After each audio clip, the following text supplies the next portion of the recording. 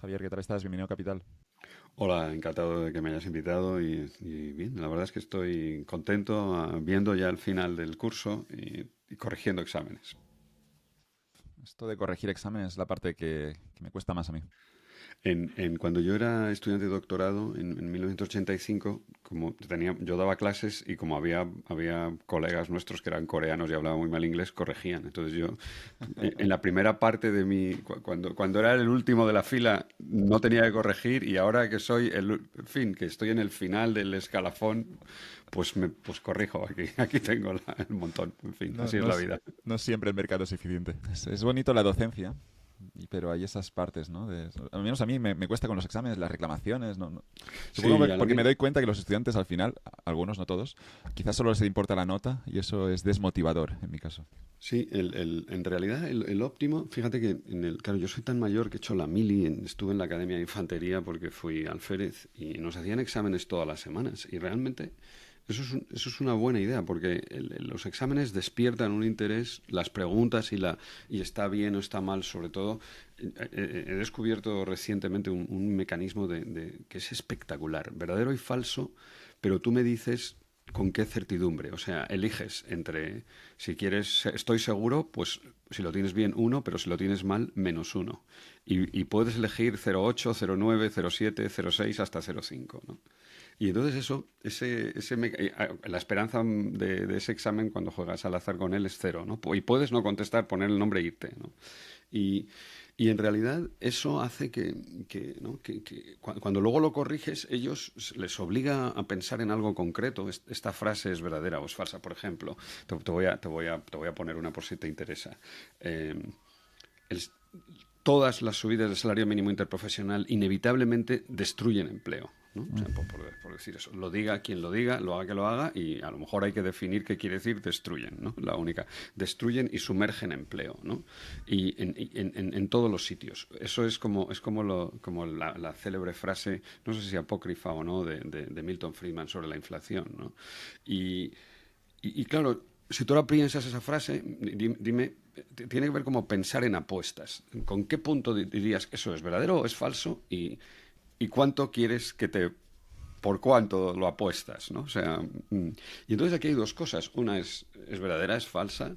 Y qué es lo que digo yo? O sea, porque puedes hacerme un pequeño comentario si quieres y si no aceptas mi decisión sobre si es verdadera o falsa y serás recompensado o penalizado según tu propia certeza, ¿no? Y bueno, y con eso, la verdad es que cada vez que hago uno de esos ejercicios y luego le dedicamos un ratito a discutir las preguntas, el interés es espectacular, mucho más que en cualquier clase donde no hay examen. O sea que yo creo que el año que viene les voy a hacer uno, no todas las semanas, todos los días al empezar, ¿no? Con 5 preguntas. Me encanta el sistema, la gente saberse al riesgo. Pues es muy curioso, van aprendiendo, al principio les parece rarísimo, todo el mundo contesta uno, todo el mundo va por unos y y se dan cuenta que muchos tienen -3, -4. Claro, esto si lo juntas con una curva que lo juntas con la curva que tenemos en el IES, que es una curva cariñosa, hay un 15% de A's y un 10% de C's y todo el mundo va a tener una B casi independientemente de lo que hagan, ¿no? Hay un riesgo de expulsión, que Tienes eso que tener digamos... muchas Cs, tienes que Vale, tener muchas son Cs. muchas Cs, de Porque, acuerdo. sí, pero porque no es solo con una, ¿no? Esta vieja idea de que este hermoso refrán alemán que dice que el diablo no caga siempre en el mismo montón, ¿no? Entonces, si empiezas a acumular Cs, algo pasa, ¿no? Y entonces al principio empiezan sin entender qué es esto de las apuestas, o sea, cuál es tu certidumbre, que por cierto, para un directivo, para un empresario, para alguien que se quiera dedicar a los negocios, es mucho más dañino lo que no sabes y que crees que sabes, o sea, pensar que sabes y no saber y equivocarte, ¿no? Las equivocaciones son mucho más, los aciertos en realidad, pues bueno, pues hombre, por supuesto que te pueden hacer billonario y ya está, pero, pero creo que es asimétrico los pagos, ¿no? Y lo que puede hacer la economía, lo que puede aportar la economía al mundo de los negocios, que es una de mis preocupaciones de los últimos 20 años, ¿no? Es sobre todo... Yo no puedo ayudarte a ser billonario porque, entre otras cosas, yo no lo soy, ¿no? Y con lo cual, pues claro, eso automáticamente... Y me gustaría serlo, quiero decir. O sea, pienso que mi vida sería más fácil o más agradable de billonario que de lo ¿no? Que de un tipo muy bien remunerado. Por cierto, que esto no es una queja ni nada, ¿no? Entonces yo no sé pero sé cómo no equivocarme. O sea, o sea, sé cómo no arruinarme, ¿no? Yo nunca me he arruinado y creo que eso lo puedo compartir con personas que no son economistas profesionales y que les interesa la economía, bueno, pues en la medida en que les ayude a tomar mejores decisiones, ¿no? Que esa es. ¿Y qué quiere decir mejores decisiones? A equivocarse menos. Esa es la idea, ¿no? A tomar menos malas decisiones que en un entorno de negocios pueden ser devastadoras, pueden obligarte a liquidar tu empresa, ¿no? Y hay que ser humilde con el modelo que planteas, Javier. Tenemos que entender que no lo sabemos todo y que lo que no sabes, esa idea bonita, te puede perjudicar más que lo que sabes. O lo que tienes, estás convencido que sabes, ¿no? Y eso realmente te puede matar. Es la parte que te puede dejar fuera de partida. Exactamente o sea, en fin, lo has dicho mucho mejor que yo, porque lo has dicho en muchas menos palabras, ¿no? Pero es exactamente eso en fin, insisto, porque no sé, en alguno de los módulos, en alguno de los programas que damos en el IESA o que he dado en el IESA directivos, ahora no, pero en 2004, en 2005, cuando no hacía ninguna falta, cuando forrarse era inevitable casi, pues decían, ¿y por qué hacemos un curso de economía en este programa? ¿No? Y entonces yo me quedaba, pues no sabía qué decir. Oye, ¿a mí qué me cuentas? Yo soy un mandado. A mí me han dicho que venga aquí y os explique el Producto Interior Bruto y la inflación y os lo explico. A mí, ¿por qué me preguntas a mí eso? ¿No? Pero esa tensión era porque no sabía qué decir, ¿no? Y entonces, ¿no? Pues he seguido pensando en exactamente qué puede aportar. Porque nosotros en el IES tiene un enfoque muy de dirección general y hay más economía y hay más economistas que en muchas otras escuelas de negocios, ¿no? ¿Cuál es la tarea de un economista que tiene el privilegio y la obligación de charlar 10 horas con un grupo de emprendedores, de empresarios, de directivos? ¿Qué les puede aportar? ¿Qué les tiene que decir? ¿No? ¿Cómo se organiza esa conversación para que sea útil para ellos, no para mí, ¿no? O sea, esta no es una conversación entre colegas profesionales que hablamos de dulups o no sé, de asuntos, ¿no? De materias reservadas a los, ¿no? a crucigramistas ilustrados con derecho a premio Nobel, que fue una de las que eso es lo que somos en realidad, o sea, el tope de la profesión, ¿no? Y bueno, pues sí, yo creo que eso se puede hacer y no hace falta ser un experto, no hace falta estudiar matemáticas, no hace falta ser capaz de escribir un modelo y entender todos sus detalles y para aprovecharte de esa enseñanza, ¿no? de eso que hemos aprendido, ¿no? De que hay unos no sé, qué riesgos debes cubrir y qué oportunidades podrías aprovechar y cómo se piensa no es que sean apuestas, en términos probabilísticos, ¿no? La vida no es una partida de ajedrez, es una partida de póker. El ajedrez es un juego que siempre los que ganan juegan mejor que los que pierden todas las veces. O sea, y siempre puedes deconstruir una partida hacia atrás y saber cuándo te equivocaste y cuándo tomaste una mala decisión, ¿no? ¿Qué quiere decir mala? Pues una decisión que terminó haciendo que perdieras la partida, ¿no?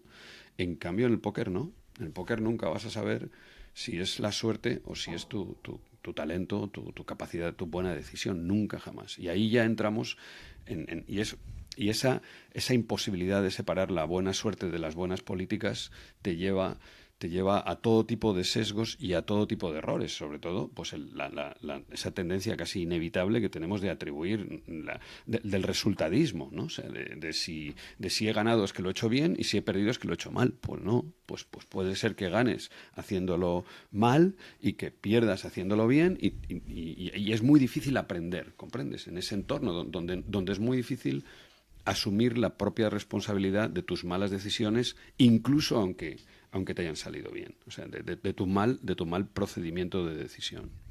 Siempre he pensado, estoy pensando últimamente, que la vida o la carrera laboral es como más corta de lo que inicialmente creía, ¿no? Nuestra esperanza de vida no es tan larga como creemos, o los años pasan más rápido, seguramente es eso de lo que pensaba inicialmente. Pero lo que tenemos es que en este contexto donde la vida o la carrera es cortita, y tampoco me quiero aquí poner pesimista, tenemos que, es verdad que quizá hay algunos tontos con suerte que te cuentan su secreto del éxito, y hay gente con un buen proceso, un buen método, que no le acompañan los resultados, pero no significa que no tenga un buen proceso. Y eso, si digamos, si viviéramos 1000 años, tarde o temprano todo termina en su sitio. Pero siendo las carreras profesionales relativamente cortas, de 20, 30 años, y lo que ocurre al principio puede marcar mucho lo que ocurre en los siguientes 20, 30 años, empiezo a pensar, ¿no?, que hay algunos tontos con suerte y hay gente con buen método, con buen modelo, que no le falta ese puntito de suerte y no despega su carrera. No te quepa ninguna duda y sobre todo eso lo Me tienes ponen que... nerviosos los tontos con suerte que explican su método. No, yo soy compasivo. Bueno, procedo de una dinastía de ludópatas. O sea, mi interés por el azar viene desde muy pequeño. Mi padre jugaba al póker y a las cartas, mis hermanos, mis abuelos. O sea, realmente el juego de los juegos de azar y de envite, bueno, no sé, se aprenden mejor de pequeño. Bueno, como todos los juegos, como el tenis y la natación y cualquier otra cosa, ¿no?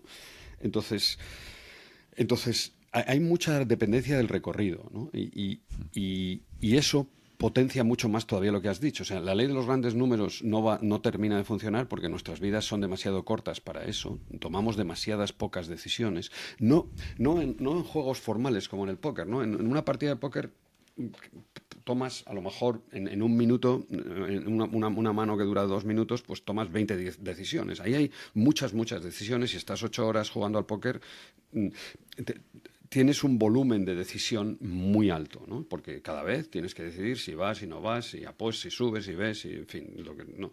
Y es continuado, ¿no?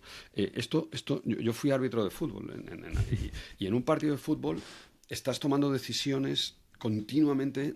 Cuando eres árbitro, en fin, ahora el VAR lo va diluyendo un poco, pero continuamente, porque o pitas o no pitas, y tienes que decidir. O sea, y si pitas, ¿para qué lado pitas? Porque casi siempre hay contacto y hay faltas, y si no pitas, eso es decidir, ¿no? Y una mala decisión no te puede llevar a olvidarte. Te tienes que olvidar porque tienes que seguir pitando, ¿no? O sea, porque el partido continúa, ¿no? Entonces la dependencia del recorrido es fundamental, y ahí, no sé y ahí salió aquella ¿no? La viralidad. Es que si te equivocas al elegir tu carrera, lo tienes muy mal, ¿no? O sea, estás comprometido en un mundo cerrado, en un mundo donde no hay flexibilidad. Por eso la flexibilidad es la única manera de diluir la dependencia del recorrido. Entonces, por eso, a mí, el día que yo llegué a Minneapolis con 24 años y vi una guía de teléfonos que era el libro con los cursos. Tenía 10 centímetros, ¿no? Había cientos, probablemente miles. No lo sé por qué no los conté. Ojalá los hubiera contado para podértelo decir. Pero era una guía de teléfonos. Y yo pensaba, a mí se me caían las lágrimas. Si me hubieran dado a mí esto con 18 años, ¿cómo habría sido mi vida? Y me hubieran dicho, estudia lo que te dé la gana. Y ya verá, o sea, y así el recorrido no lo tienes que decir, porque yo a los 18 había hecho una reserva de plaza en industriales, tuve la inmensa fortuna, creo, de traducir la memoria de construcción de unos laboratorios de Kodak en Tres Cantos, en un polígono industrial en Madrid. Traducir una memoria de construcción es infernal porque tienes que traducir todas las profesiones y todos los oficios. Tienes que traducir la electricidad, la fontanería, la construcción, la refrigeración. Fue una pesadilla. Y yo dije, mira, me pagaron 40.000 pesetas y dije, mira, no sé lo que voy a hacer, pero tenía reserva de plaza y estaba admitido en la escuela de industriales. Y dije, no, esto no voy a hacerlo de ninguna forma. Entonces, ¿qué hago? Y bueno, y había estudiado economía porque hice un bachillerato internacional y dije, y cuando, claro, se lo conté a mi padre, además de una dinastía de ludópatas, somos una dinastía de ingenieros, y me dijo, ¿y eso qué es? O sea, voy a estudiar economía, ¿pero qué vas a hacer? ¿No vas a ir a la escuela? No, no voy a la escuela. ¿Y qué vas a hacer? Voy a estudiar economía. ¿Y eso qué es? Eso fue lo que me dijo mi padre, ¿no? Eh, y, y ahí, pero yo ya tuve que comprometerme. Y cuando estaba en cuarto de carrera, pues eché de menos no haber estudiado literatura. Yo hubiera sido un excelente profesor de literatura española en Oxford. Vamos, digo yo, o sea, ¿por qué no? O sea, vamos, sí, o sea, eso lo pensé durante cierto tiempo, ¿no? En fin, me hubiera gustado vivirlo, ¿no? Bueno, yo tuve que tomar ese compromiso y tuve la suerte, también con otras muchas circunstancias que podían haber ocurrido, con muchas caras o cruces y con muchos, ¿no? La peli aquella de Woody Allen donde ¿no? La moneda cae cara o cae cruz y no sé cómo se llama, Match Point creo que se llamaba. Match point, sí, sí. Bueno, y aquí estoy, ¿no? Pero me hubiera gustado, y a mis hijos me encantaría regalarles la guía de teléfonos y decirles con 18 años, no sé lo que tienes que estudiar, tú tampoco, y vete probando, ¿no? Vete probando y déjalo abierto hasta que sientas o pienses que puedes ir cerrando tu recorrido, porque una vida corta juntada con dependencia de recorrido te lleva a sitios, o sea, es subóptima, es muy pero bastante, o sea, está muy lejos del óptimo. O sea, ¿por qué? Porque no tienes flexibilidad y en un entorno de tanto cambio tecnológico, pues necesitas mucha más flexibilidad, porque realmente no sabes por dónde van a ir los tiros, ¿no? Y nunca mejor dicho, no sabes, y vas a tener que tener, o sea, me parece que el premium de la flexibilidad en un entorno tan cambiante y tan disruptivo es fundamental. Y nuestras carreras y este método napoleónico de estudiar, donde a los 18 años te comprometes o te escapas, ¿no? ¿Por qué estudia la gente Derecho? Porque odian las matemáticas. O sea, no les tienes que dar esa opción. No, usted no puede estudiar Derecho, prohibido. Porque eso, ¿para qué? ¿Para qué? No, prohibido. Tiene que estudiar otra cosa. Entonces, bueno, sí, ese es el apasionante mundo en el que vivimos y en el que intentamos optimizar nuestras vidas y nuestras carreras, ¿no? En un juego en total incertidumbre y en un juego que solo juegas una vez. Eso es lo que lo Sí, sí, complica sí. tanto. Sí, no, es otra frase que leí algún día y que nunca se me... Al final, si tuviera tiempo, tendría que escribir el libro de la sabiduría, ¿no? Bueno, antes, o el libro, el compendio, primero el compendio de los saberes innecesarios, porque he aprendido muchas cosas que no me han servido para nada y estaría bien compendiarlas, ¿no? Bueno, Y no luego, descartes, ¿no? Nunca lo sabes esto. Quizá ya, dentro de un pero tiempo recordar en qué sistema llegará. cristaliza la pirita o las comarcas del Bierzo, o sea, no del Mm. Bierzo, las comarcas de León, mira, francamente, o sea, no me ha servido ni por asomo. Me parece que, bueno, porque tampoco he jugado al Trivial ¿no? Y estoy condenado me voy a morir recordándolo, ¿no? O sea, con una neurona ocupada, no sé si se ocupan las neuronas, pero ocupada con eso, ¿no? Entonces se pueden escribir los dos libros, el compendio de los saberes innecesarios y el libro de la sabiduría. Y en ese libro de sabiduría está esa frase que acabas de tú decir, que es que no hay un ensayo, la vida no es un ensayo no hay un ensayo general, no, es lo que es. Es solo la obra de teatro que empieza cada mañana, y continúa cada noche y otra vez, pero se te pasó. Y yo ahí he sido siempre muy consciente, lo has comentado tú antes, de lo efímero de la vida y ¿no? de lo raro, de lo excepcional que es estar vivo. De hecho, esto me recuerda a otro de mis libros, uno de mis libros favoritos, La chica de las naranjas, de Jostein Garner, el tipo que escribió El mundo de Sofía. Y ahí un padre que se va a morir de cáncer y tiene un niño y tiene un hijo de 3 o 4 años, se pregunta, dado que la vida es tan corta, merece la pena haber vivido, ¿no? O sea, intenta y se lo contesta a su hijo, le escribe una carta que esconde y que luego 20 o 30 años después aparece, ¿no? Y ahí está esa reflexión de alguien que sabe que se va a morir pronto, de manera inminente, pensando que si le ha merecido la pena, porque ya sabe lo que va a durar su vida, o sea, esta es la vida, y para eso compensaba, ¿no? Compensaba vivir, dado que te ibas a morir, dado que no vas a ver, dado que el protagonista no iba a ver crecer a su hijo y ya está, bueno, y esa reflexión, de hecho, hay un modelo que te hace para hacerte consciente de que vas a envejecer y de que te vas a morir. Hay uno, no hay muchos, pero hay uno, hay una...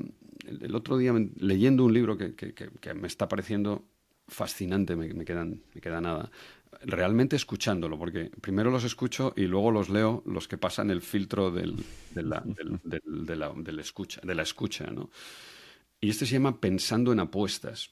Y en la última parte cuenta que hay no sé qué entidad, no sé si es Chase o alguna de las grandes aseguradoras de Estados Unidos, para incentivarte a ahorrar para tu yo mayor, propone estos viajes en el tiempo, viajes mentales en el tiempo, donde tú te imaginas a ti mismo con 40, con 50, con 60 o con los años que sean, y te envejecen, ¿no? Entonces tú te ves a ti mismo y puedes hablar contigo mismo con una versión envejecida, ¿no? Por supuesto, si no es con inteligencia artificial, pues dicen que es y tú te lo crees y ya está, haces como que sí. Y realmente eso me parece muy, muy útil. Por cierto, y lo que me recuerda un vídeo fascinante que hizo Mediolanum con Héctor Alterio. Y Héctor Alterio ahí hace de sí mismo con 4 vidas diferentes, ¿no? En una en una es surfero, en una se enamora, tiene un amor de verano y se hace surfero, y esa es su vida. Y en otra es banquero, y tiene 4 donde habla con los otros. Es la misma idea, habla con las otras 4 vidas que él podría haber vivido si hubiera decidido en un momento determinado hacer una cosa o hacer otra o hacer otra o hacer otra, de las cosas que él, digamos, podría haber hecho, ¿no? De esos futuros que tú vas seleccionando a medida que tomas decisiones. Tú y yo teníamos un futuro en el que esta mañana no nos encontramos, y teníamos otro, o decidimos no encontrarnos. O sea, tú me mandaste una carta que se quedó ahí enterrada en mi correo en el final del curso, y fui capaz de apuntarme y acordarme, y me apeteció y me parecía. Y entonces sí, y entonces tú no te habías enfadado, que podrías o no, en Solo fin, faltaría. todo, ¿no? Y hemos seleccionado este futuro. Y los otros, por cierto, elegir, quizás, esto sí que está, la primera frase del libro de la sabiduría, en realidad son 2. Nada es gratis, que es mi cabecera de lo que fue el primer blog. Ese blog lo creé yo, diga lo que diga y quien. Vamos, de hecho, si lees los libros de Nada es gratis, reconocen mi autoría. La cabecera seguro que es mía, se la regalé a Fedea, a Pablo Vázquez, que fue el que lo nombró. Nada es gratis. Y elegir es renunciar. O sea, pero porque es lo mismo. No sé, quizás elegir es renunciar me está gustando más que nada es gratis, que tardé décadas en esa traducción de no free lunch, ¿no? Porque no free lunch, vale, pero eso queda muy mal en castellano. Y no sé cómo, después de cuando me propuso Pablo Vázquez fundar un blog de economía auspiciado por Fedea en sus orígenes, se me ocurrió esa frase. Pero es que elegir es renunciar, porque tú y yo hemos renunciado a todos nuestros otros futuros, en los que este rato de esta mañana estábamos haciendo otra cosa, ¿no?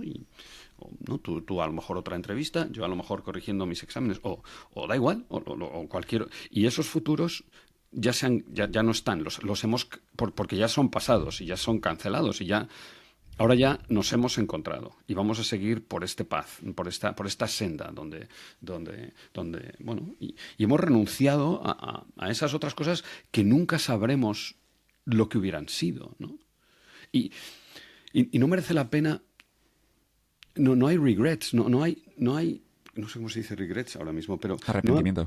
sí, Sí, esa es la no clave. tiene ningún sentido arrepentirse y lamentar las decisiones, las oportunidades perdidas. Pues, ok, aprende y aprovecha mejor la siguiente, porque esa ya se fue. Y a quién le importa, ¿no? O sea, bueno, te puede importar y te puedes quedar para siempre atrapado en una mala circunstancia, en una mala decisión, en un hijo que se te muere, no sé, en una tragedia personal o colectiva, y, o no. O puedes decidir, voy a pitar, vale, me he equivocado la última fuera de juego, pero la siguiente la voy a pitar bien. O sea, tienes que pensar que sigue mereciendo la pena, ¿no? Seguir tomando decisiones y renunciando, ¿no? Y renunciando y que merecen la pena, que todas tus renuncias, esa es la pena. La pena ¿no? Este otro sentido verdaderamente profundo de coste de oportunidad, o sea, que es otra madriguera intelectual por la que, sí, en la que es una maravilla caerse, porque no tiene final, ¿comprendes? O sea, allá estás y te encuentras con la reina de corazones y con el rey de bastos y con la república de mi pueblo, ¿no? Tengo la sensación que la gente no llega a comprender el concepto del coste de oportunidad, a las alternativas que también estás describiendo, que renunciamos cuando eliges una opción, ¿no? Y la gente no lo entiende, no sé si a veces también porque damos por hecho que el tiempo es extenso y tenemos mucho. Y aquí Séneca nos decía que tendríamos que ser avariciosos con el tiempo. Siempre me gustó esa frase de Séneca diciendo que la gente, hace ya 2000 años, eran avariciosos con el dinero, pero no lo eran con el tiempo. Y es una curiosa reflexión, no lo somos lo suficiente. Pero te das cuenta con el coste de oportunidad que la gente no llega a incluirlo en sus decisiones. Y luego estudian una carrera quizá porque está subsidiada, pero están perdiendo 4 años. Se compran un coche al que no llegan, pero tienen que financiarlo y luego se pierden muchas alternativas porque tienen que pagarlo a final de mes. Y esa idea del coste de oportunidad yo la he incluido desde que empecé a estudiar economía y estoy convencido que me ha ayudado muchísimo a decir un poco mejor. No tengas ninguna clase de duda. La gente entiende la contabilidad, confunde la contabilidad, la imagen fiel de tus decisiones pasadas, que es la mejor versión de la contabilidad, con la contabilidad económica, que necesariamente mira hacia adelante y evalúa Y hay un las trade-off, renuncias, hay ¿no? siempre, Sí, hay siempre la sí. renuncia. Ese es y eso es. Y eso es lo que no tienes que pensar tanto en qué voy a sacar de esta decisión, sino a qué voy a renunciar, porque es lo que me está costando. Y, y no nos conformamos, ¿no? En esta vida multitareada, multidimensional, con tantas opciones, con tantas ventanas, no aceptamos que las renuncias son siempre inevitable. O sea, que realmente que nada es gratis. O lo has pagado, o lo vas a pagar, o lo estás pagando de alguna manera, y mucho menos tu atención. ¿Cómo va a ser gratis? ¿Cómo va a ser gratis tu atención? Que eso es lo mismo que tus datos. En el fondo, mis datos importan menos que mi atención. Porque mi atención es todo lo que tengo. O sea, eso es lo que soy yo, eso es lo que experimento, ese es ese instante, ¿no? que se pierde porque estoy mirando a otra cosa, estoy en otro sitio, estoy ¿no? en otro universo y somos la primera generación que puede virtualizar su atención casi permanentemente, ¿no? Donde nuestra supervivencia, no tenemos por qué estar aquí porque no tenemos enemigos, ¿no? O sea, los enemigos o son invisibles y son virus, o son imparables y son misiles, y como eso no tenemos que gestionarlo de ninguna forma, pues podemos decidir que concentramos nuestra atención en cualquiera de las tareas que nos inventamos o que nos imponen, o que no, o elegimos dónde, ¿no? Claro, y el cerebro este de mono, ¿no? El monkey brain, que quiere decir la incapacidad de concentrarse, ¿no? Cada vez es más, ¿no? O sea, yo ahora mismo, pues no sé, he escrito 2 libros. Yo no sé si se pueden escribir libros en este mundo, ¿no? Libros de 500 páginas, donde eso requiere una tarea.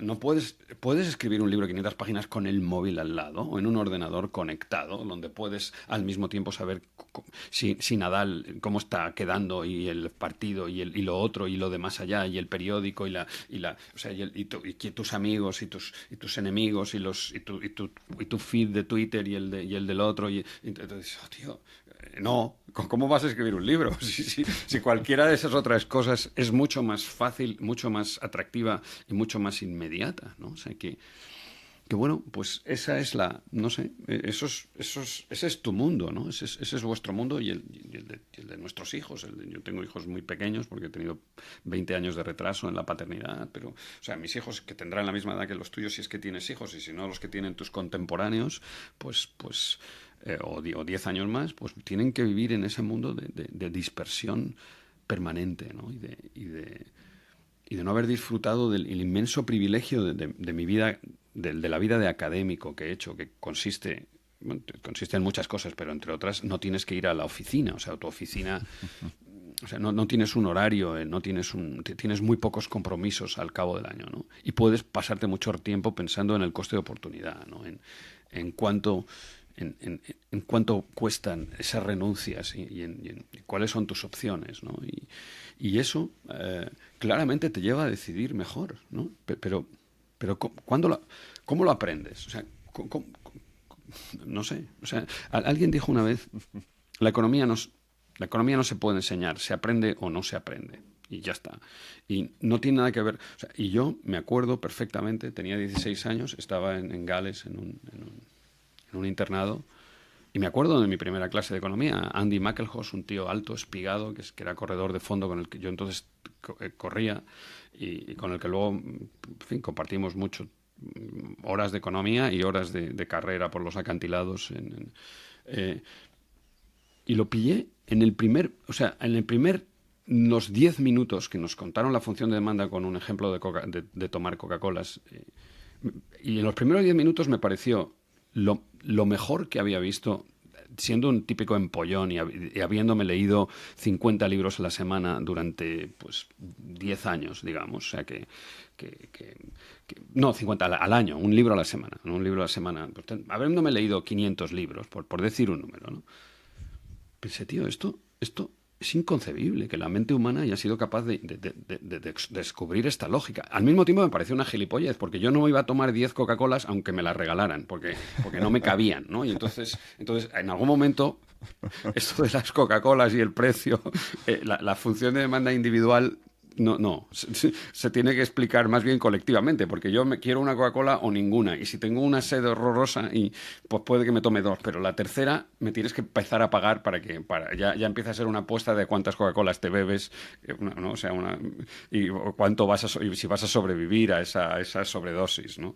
Y la pillé el primer día, y yo no sé cómo hacer, y todos los años tengo, voy a decir, 500 estudiantes nuevos. Yo no sé cómo hacer que lo pillen. Yo lo puedo contar con todo mi cariño y podemos hablar tú y yo del coste de oportunidad hasta que vengan las vacas a casa. Pero lo van a pillar. O sea, alguien de lo que nos han oído va a decir, es eso, tío. Gracias, no gracias a ti y a mí. No. O sea, es eso, gracias a la economía por explicarme que lo más importante de una decisión no es lo que cuesta ni lo que vale. O sea, vamos, o que lo más importante de lo que cuesta una decisión no es lo que tienes que pagar, es lo que vas a renunciar. O sea, es lo que vas a dejar de hacer, porque nuestras vidas son tiempo, solo son tiempo, estamos hechos de tiempo, todas nuestras decisiones, todas nuestras actividades llevan tiempo y cada vez que dedicamos nuestro tiempo o nuestra atención a una actividad, renunciamos a las demás. Y por eso esa obsesión por la multitarea ¿no? es una manera de intentar volverte más productivo, con comillas, ¿no? Bueno, pero te obliga a diluirte, ¿no? O sea, el modo multitarea que los chicos son mucho más eficientes y están mucho más acostumbrados, ¿no? Son capaces de repartir mucho mejor su atención y no focalizarla que alguien como yo. Bueno, pues en todo caso siempre renuncias a algo. Yo aquí a la pila de hablar contigo, mi renuncia inmediata es que esta pila no disminuye y se me está haciendo una bola universal, ¿no? Pero, pues bueno, pues ahí está, ¿no? Y luego es muy tarde, porque la tercera cosa, hemos hablado de dependencia del recorrido, de coste de oportunidad, luego está la inconsistencia temporal, que es la manera de evaluar el arrepentimiento. O sea, yo no he visto a ningún abuelo que diga, ojalá tuviera menos nietos. Alguno hay, pero realmente son una muy pequeña minoría, ¿no? Y en cambio he visto muchos que dicen, joder, ¿por qué no tendré más nietos? ¿Por qué no habré tenido... A mí me gustaría tener más nietos, pero para eso tendría que haber tenido más hijos. ¿Por qué no tuvimos más hijos? ¿No?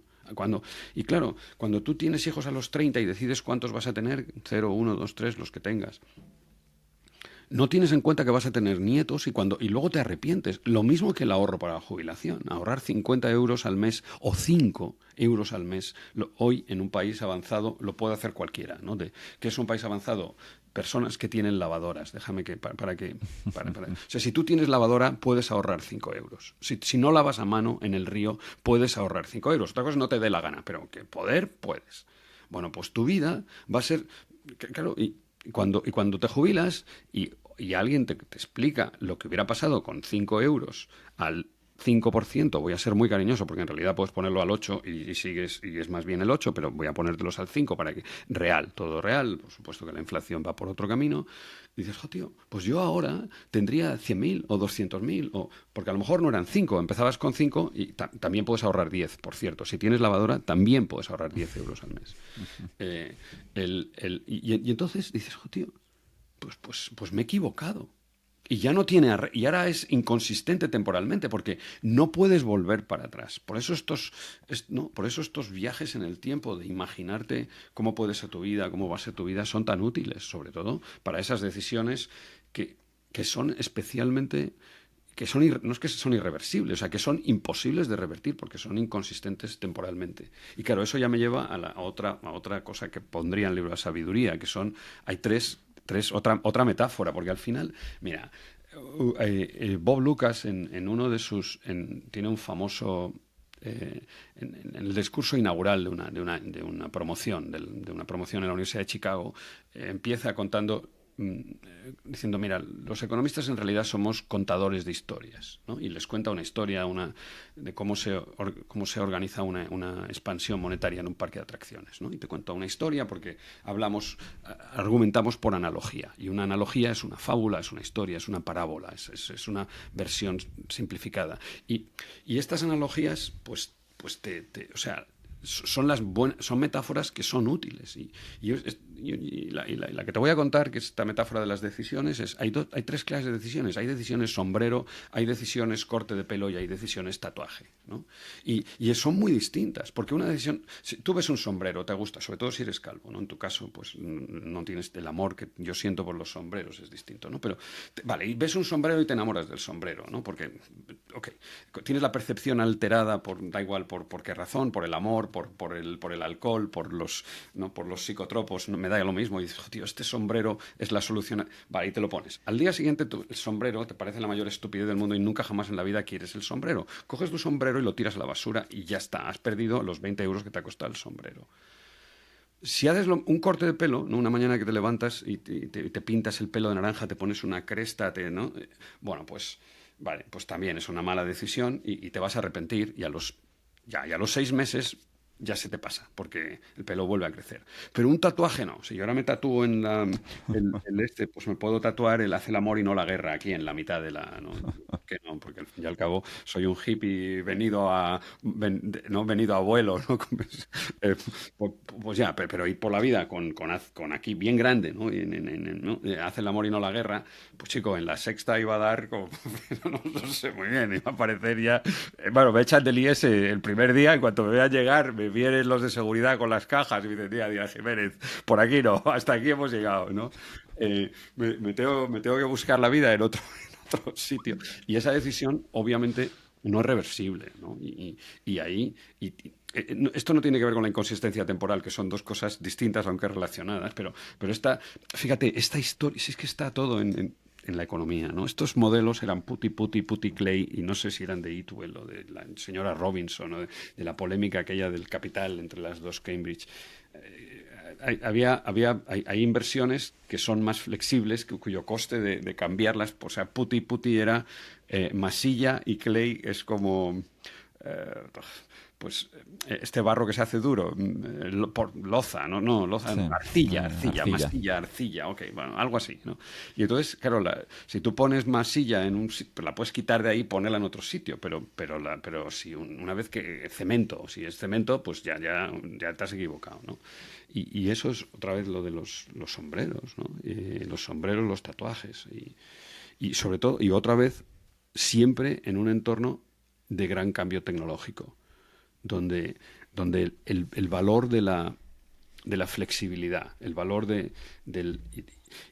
lo que te lleva a la última cosa es, vale, si quieres ¿qué haces con los compromisos? O sea, ¿cómo te comprometes? Porque mi grado de compromiso con la economía ha sido brutal. Yo he hecho 100.000 horas de economía, sí, seguro. O sea, probablemente han sido más, pero así contando con prudencia contable, ¿no? Dado que empecé a los 16 años, tengo 64, ¿no? Son casi 50 años de economía. Si pones 2.000 horas al año, que las he hecho de sobra, me salen ya 100.000.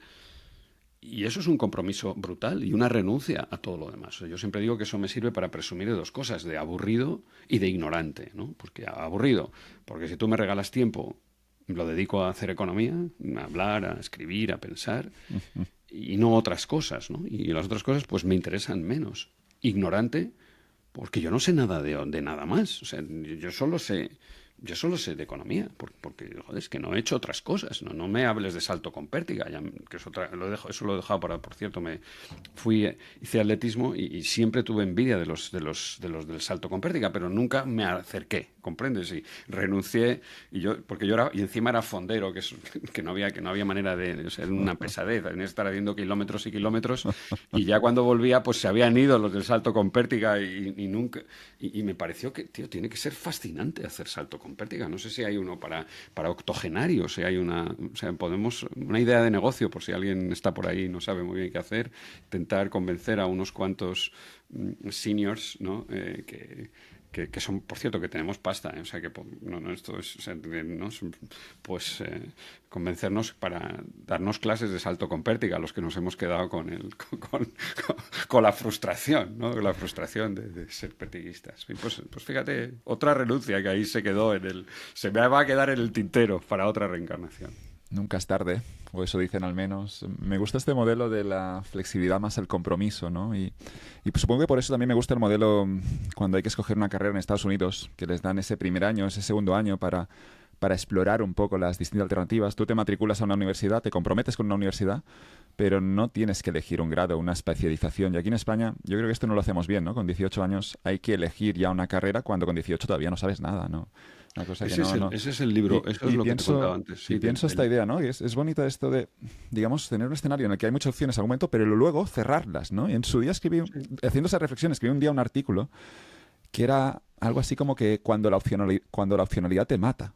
En el sentido de que hay gente que siempre se deja todas las opciones abiertas. Supongo que inspirado por Taleb, como muchas de las cosas que al menos yo voy diciendo por allí. Pero lo que ocurrió es que pensé en mucha gente que presume de opcionalidad, presume de tener todas las opciones abiertas, lo que de algún modo es bueno, porque te deja más libertad, pero es gente que luego, la gente que no se compromete, no llega quizá, no sé si la palabra es propósito, pero hace que la vida al final la puedes tener de forma más eficiente, pero quizá no es satisfactoria. Y yo he ido aprendiendo, yo todavía soy joven, tengo 34 años, pero bueno, tiempo va pasando. Pero lo que ocurre es que esto me he dado cuenta que es bueno tener opciones abiertas, todas las opciones abiertas en algún momento, pero luego es muy importante cerrarlas, comprometerte con alguna, a nivel personal, a nivel profesional. Y cuando te comprometes con eso que has dicho, Javier, de no regrets, sin arrepentimientos, porque si no mentalmente siempre estarás pensando en cosas que hay fuera. Y el matrimonio es un ejemplo de eso, ¿no? Si encuentras a una chica, si encuentras a un hombre que merece la pena, cierras las opciones y te quedas con ella y ya está. Y no piensas, ¿no?, en lo que te estás perdiendo. Pero lo mismo con una carrera, lo mismo con la economía, supongo. Todavía recuerdo mi primera clase de economía, me ha gustado lo que has dicho. Yo recuerdo la mía, 18 años en la Pompeu Fabra, Teresa García Milá, y dibujando las funciones de demanda, dibujando los impuestos, ahí todo cómo afectaba, ¿no? Y digo, esto es muy potente, me voy a leer el Mankiw, ¿no? Y yo lo tuve muy claro, yo lo vi, creo que la primera semana en la Pompeu Fabra vi, esto es para mí, yo quiero saber más de esta cosa que es la economía, y lo comprendí, ¿no? Pero esta cuestión aquí de la flexibilidad, pero luego el compromiso, yo creo que mucha gente a veces se olvida del compromiso, que es también parte imprescindible, ¿no?, para darle un sentido a la vida. La verdad es que, bueno, pues ahí ves, fíjate, tuvimos inicios paralelos. Tú estudiabas el Mankiw, yo tenía el Lipsy o el Samuelson, que eran los Mankiws de los Me años. leí el Mankiw en 3 semanas, 2 semanas. Sí, yo pensaba, era larguito, pero yo pensaba el Lipsy tenía 25 capítulos. Yo me lo leía uno por semana porque pensaba que no había vida después del Lipsy. O sea, que cuando se acabara aquello tenía que hacerme el harakiri, porque that's it, ¿no? O sea, bueno, por suerte había más libros de economía sí, después. hubo, yo sí, encontré el comercio después, internacional en y las luego notas, sí, exacto. Sí. Y bueno, me ha hecho gracia que hayas mencionado a Teresa. Teresa Bueno, estudió estuvo en Minnesota, claro. Sí, fue de mis mayores en Minneapolis y una magnífica economista y una gran amiga. Al final, mira, el compromiso, o sea, el libro, la guía de teléfonos, eso es lo que a mí me encantaría regalarle a mis hijos. Cuesta 300.000 pavos, ¿no? Una carrera en una universidad que tiene que ser grande, ¿no? No tiene que ser Harvard ni Stanford. Vale, si son Harvard y Stanford, mira qué bien, pero lo importante es que tenga guía de teléfonos para que puedas estudiar escultura de neón y mezclarla con la biología del león, ¿no? Lo que tú quieras. ¿No? Sí. En la economía actual, ¿no? Que haces esa mención de esa tecnología, de esa nueva economía, ¿no? Sí, es más importante te vas que nunca. orientando, no sé. Pero es verdad que pierdes, si no te comprometes, te quedas sin profundidad. Pierdes lo que está más allá. O sea, abres muchas puertas, pero no te metes no llegas al fondo de ninguna habitación, no te caes en ninguna madriguera.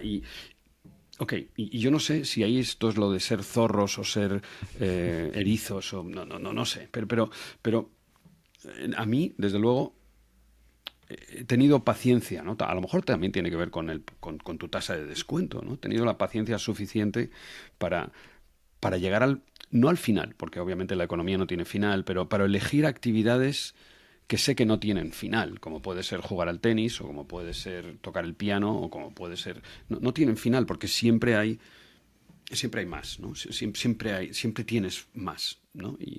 Y eso a mí me ha dado mucha paz, ¿no? Mucha paz personal, saber que no se me iba a acabar. Quizá esa angustia de cuando que se acababa el Lipsi, ¿no? Que tenía entonces 16 años, ¿no? Pero no se acabó, ¿no? Y me pasó en fin, yo soy un pésimo músico, pero me gustó la guitarra y hubiera podido, o sea, obviamente la guitarra da igual cualquier instrumento, ¿no? No pueden no tienen final, ni ninguna cosa que sea una práctica y que requiera una dedicación, ¿no? Y eso llena de sentido tu vida y tus días, y te da un proyecto vital que nunca se acaba, ¿no? Que se va manifestando de formas distintas, pero o sea, yo no sé cuánto voy a vivir. Todo, da igual. Sigo haciendo más de 2.000 horas de economía todos los años, y mientras me funcione la cabeza, lo seguiré haciendo. Y cuando no, pues también, porque ¿qué otra cosa voy a hacer? ¿No? Sí, entre otras cosas, ha llegado un momento que cuando profundizas lo suficiente, pues ya está. O sea que también tus preferencias cambian. Fíjate, y esto... yo tuve la inmensa fortuna de que me dirigiera la tesis Ed Prescott. Ed Prescott entonces no era premio Nobel, se lo dieron en 2004. Yo en Minneapolis... A mí en mis cursos de doctorado me dieron clase tres tipos que después tuvieron el premio Nobel, ¿no? Tom Sargent, Ed Prescott y Chris Sims. Bueno, Chris Sims no me dio clase porque yo no hice econometría, tenía especial aversión a la econometría. O quizá no sabía suficiente estadística para apreciarla, ¿ok? Me da igual. Era culpa mía, ya está. Y Ed, yo veía su vida y veía su... Tenía un póster o un dibujito de una cosa que ponía el trabajo que me comió el cerebro, ¿no? O sea, porque su vida estaba absolutamente ordenada y organizada en torno a su actividad profesional.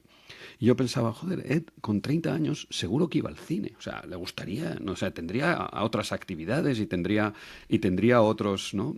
Haría algo más que ser candidato a premio Nobel, que él ya sabía que iba a estar ahí, que estaba en la lista corta, ¿no?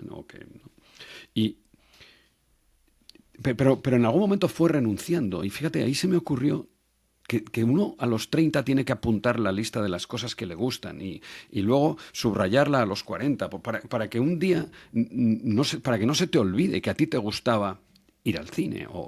Yo bajaba ríos, ahora aguas bravas, me gustaba hacer aquello, ¿no? Me gustaban las piraguas y... Joder, pues ¿cuánto tiempo hace que no bajo un río? O sea, vamos, ahora mismo no sé si me veo a mí mismo bajando un río, no sé ni si quepo en una piragua, o sea, pero, ok, a lo mejor eso no, pero otras cosas que te gustaron en su día y que fuiste a las que fuiste renunciando, ¿no? Y que a lo mejor en otras circunstancias, porque no cambian. Fíjate, esto es otra cosa a lo mejor, no sé si es la última o cuál, pero no son las preferencias, son siempre las restricciones. Las preferencias cambian mucho menos que las restricciones. Ya no me quieres como cuando éramos novios. Te quiero mucho más que cuando éramos novios, pero cuando éramos novios teníamos 20 años y ahora tenemos 2 niños y un perrito, ¿no? Y 2 trabajos. 2 trabajos, 2 niños y un perrito y son las restricciones. O sea, ¿no? Si a alguien que le gusta salir por la noche, le gusta salir por la noche a los 20, a los 30, a los 40 y a los 100. Otra cosa es lo que le cuesta. Otra cosa es ¿no? A medida que cuando tú tienes 18, la renuncia te da igual, te da igual el día siguiente y te da igual la resaca, que por cierto te impacta mucho menos. Y como el día siguiente no tienes nada que hacer, pues puedes no ir a clase y estar con el cerebro recuperándote. Y ya, porque tu sueldo es cero, ¿no? Como es cero, pues tú lo sabes y dices, tío, pues a mí el gin tonic, el siguiente gin tonic no me cuesta nada y el próximo tampoco. Coste de oportunidad bajo. Claro, pero cuando tienes 50 años y eres CEO de una empresa del IBEX, por no señalar, ¿no? Pues dices, joder, tío, ¿cómo me voy a tomar otro gin tonic? Si mañana eso me puede costar 5.000 millones a mí o a mi compañía.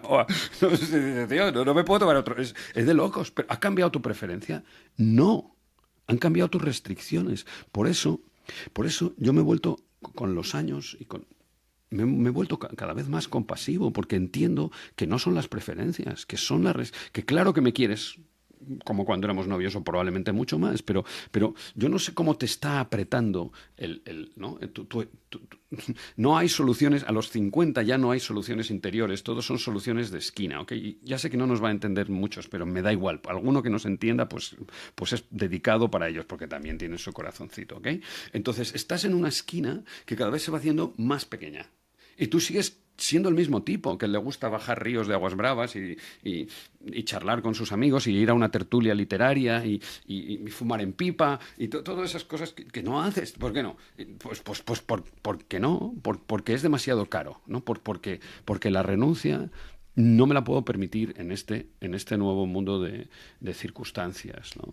Y a lo mejor es bueno apuntarlo, porque si cambian las circunstancias está bien, no te tienes que buscar hobbies nuevos, búscate los hobbies viejos, que son los que te gustaban, los que de alguna manera te siguen gustando en alguna dimensión, ¿no? No juegues al golf, qué estupidez.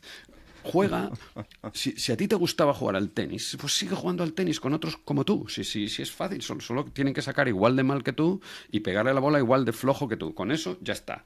Y hay de esos, que yo las veo, porque tengo aquí un club de tenis cruzando la calle, y hay un grupo de señoras septuagenarias, octogenarias, no sé cuánto tienen.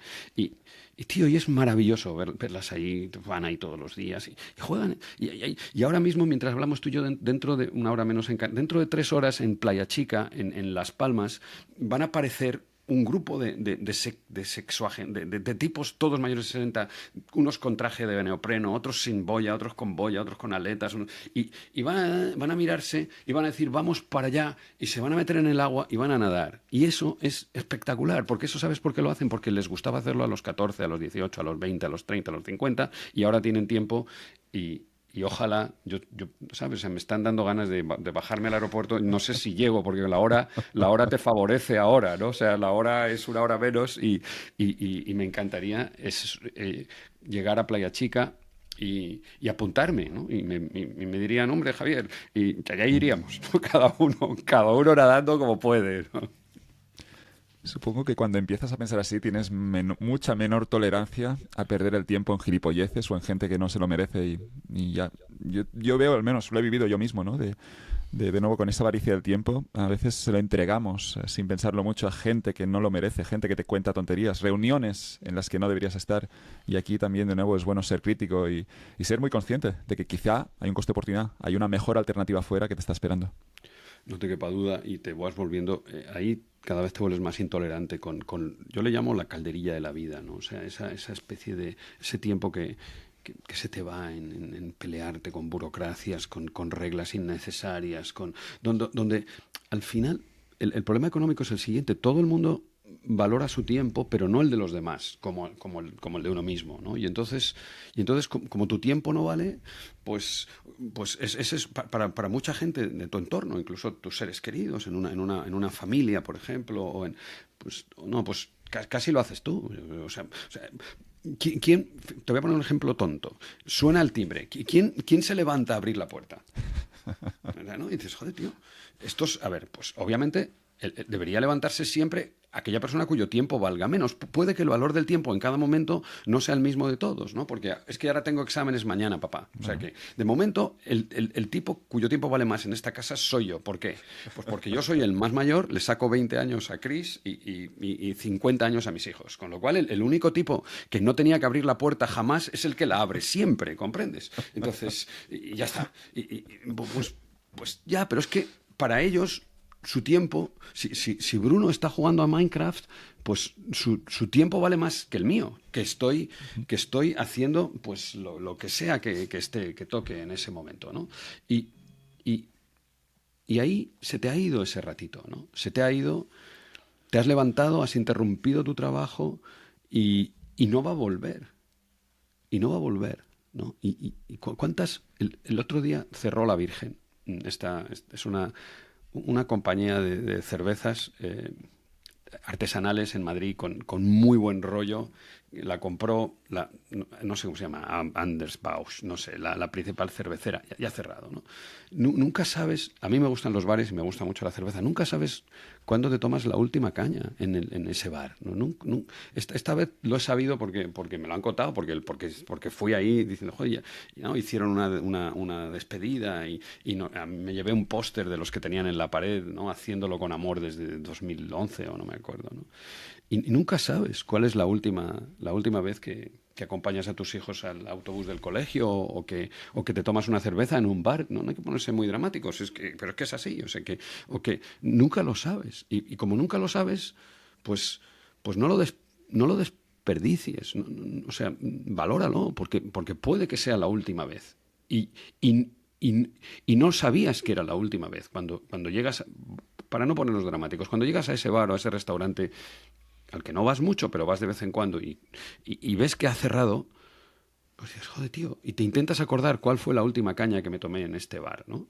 Y a lo mejor ni te acuerdas, ¿no? ¿Y por qué no me acuerdo? Pues porque no he pensado, a lo mejor esta es la última caña, ¿no? Que me estoy tomando en este bar, o a lo mejor esta es la última caña que me estoy tomando en esta vida, porque la bala de plata que todos tenemos con nuestro nombre está a la vuelta de la esquina, ¿no? O sea, en la forma que tenga que tener que adoptar, ¿no? Entonces, sí, man, así es. Así es. Y fíjate que a lo mejor eso se ha convertido en el tema central, ¿no? Merece la pena una vida tan corta, merece vivir sabiendo que vas a estar muerto casi todo el tiempo, ¿no? Aunque cumplas 125 años, que creo que es más o menos la edad límite de los humanos mientras no editemos nuestros genes. Merece la pena este recreo de 125 años frente a la eternidad, ¿no? Y una vez que ya no has elegido y has nacido, ¿cómo haces para optimizar, ¿no? En tu tiempo en el recreo? ¿Qué eliges? ¿A qué renuncias? ¿Cuántos sombreros te compras? ¿Cuántos cortes de pelo? ¿Cuántos tatuajes te tienes que hacer? ¿Con quién te comprometes y con quién no? ¿Y cuántos hijos tienes? ¿Cuánto ahorras para la jubilación? ¿Qué carrera vas a estudiar? ¿No? ¿Y cuándo vas a aprender? Fíjate, otra cosa fundamental. ¿Cuándo vas a aprender a arrepentirte? O sea, ese capítulo está en los libros básicos de micro. Cuando hay que cerrar una empresa y todo el mundo se lo pasa de largo. No, tío, es que, mira, tus ingresos variables tienen que ser más que tus costes variables y cuando no, cierra y ya está. Y hay otros deportes, hay otros trabajos, hay otras actividades, hay otras personas. Vete de ahí, ¿no? O sea, ¿cuándo tienes que decir basta? Y tienes que cambiar porque tus ingresos variables no cubren tus costes variables. Y esa es la decisión de cerrar en el corto plazo, o sea, inmediata. Otra cosa, porque, no, por cierto, no se ha terminado ahí, ¿eh? Que luego, si tus ingresos variables son más que tus costes variables y tienes pérdidas, también tienes que cerrar, solo que puedes esperar puedes seguir esperando, ¿no? Y por cierto, y eso te lleva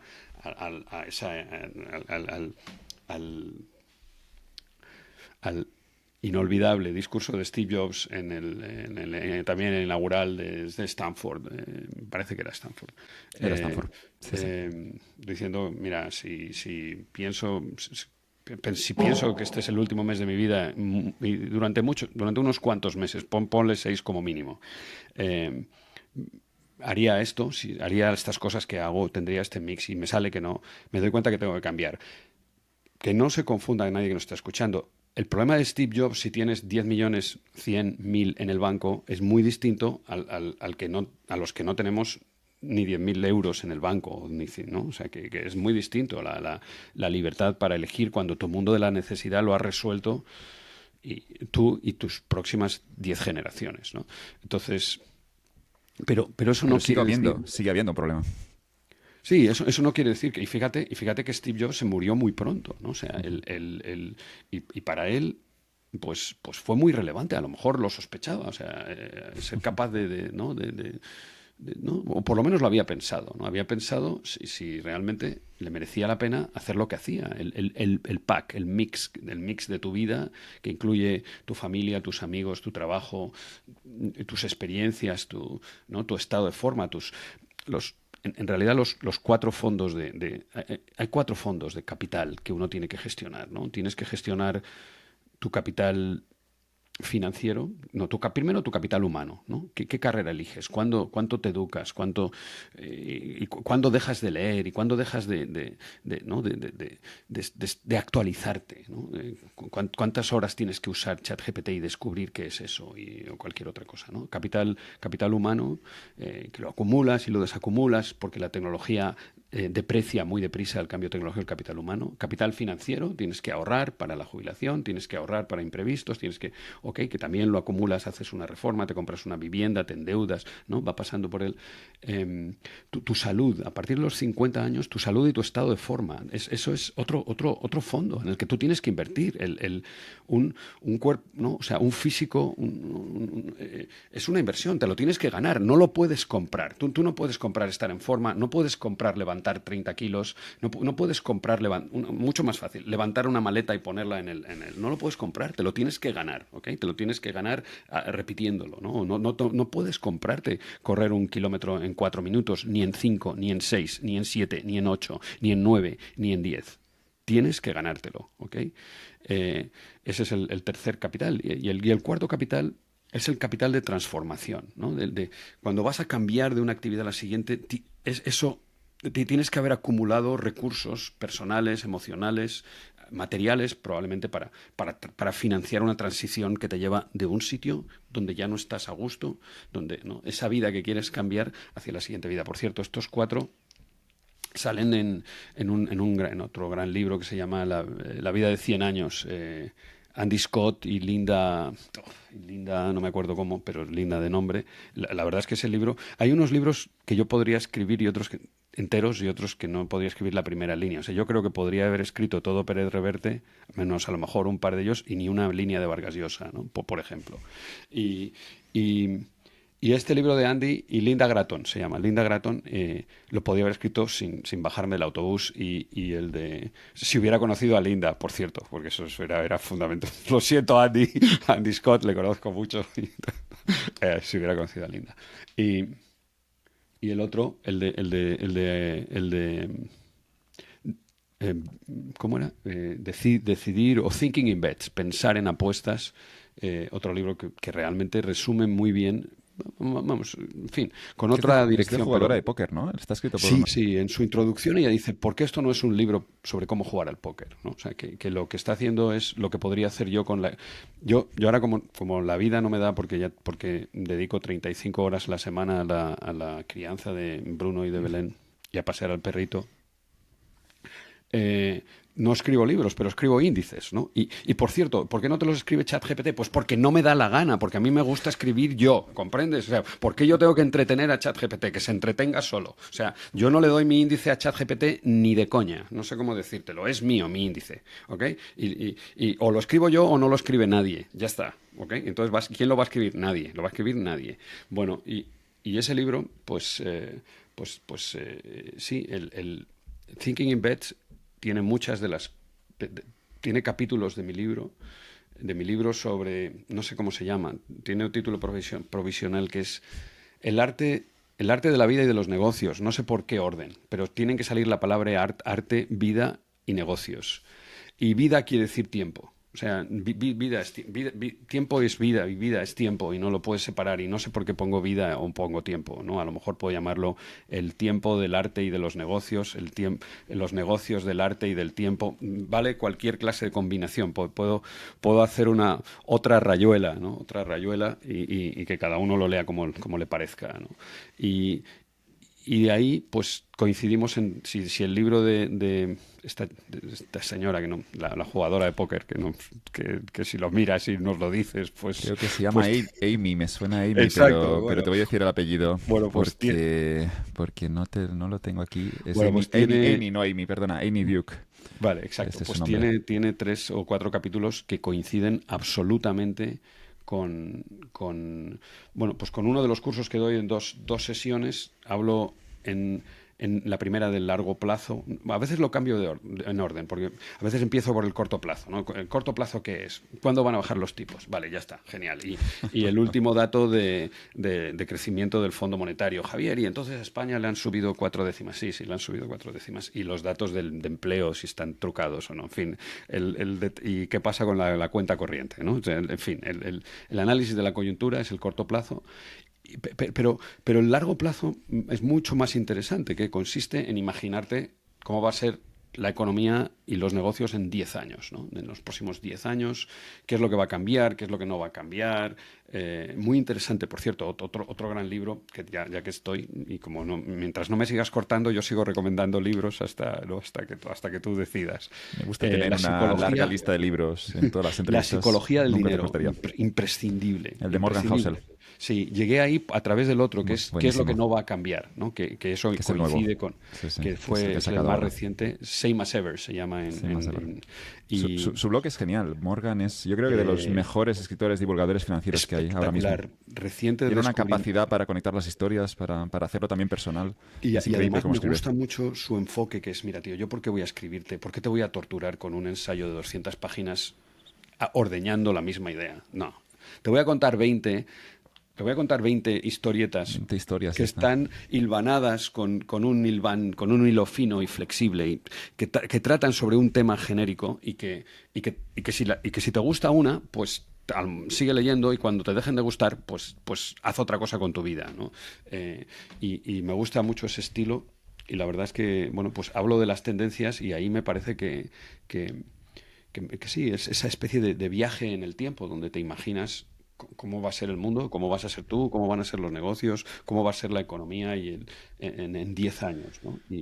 ¿Recuerdas la carta de Morgan a su hijo? Que sale en el primer libro en la psicología del dinero. No sé si la tienes eh, controlada. eh, recuerdo que la escribió, o sea, recuerdo que la menciona, pero no, pero fíjate, curiosamente, y cuando tienes mi edad, el olvido te ayuda mucho porque es un mecanismo de selección. O sea, eh, es verdad que ese libro, Psychology of Money, es de los libros que escucho. Yo primero intento escucharlos porque aprovecho la multitarea y me voy al gimnasio con ellos, o conduzco, odio conducir y escucho libros en el coche. Y, y luego los leo y ahí los subrayo y ahí no se me olvidan. Y eso refuerza mi memoria, ¿no?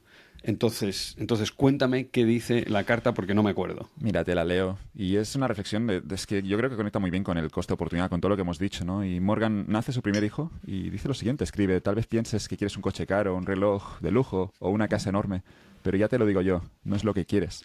Lo que quieres es que los demás te respeten y te admiren, y piensas que teniendo las cosas claras lo vas a conseguir.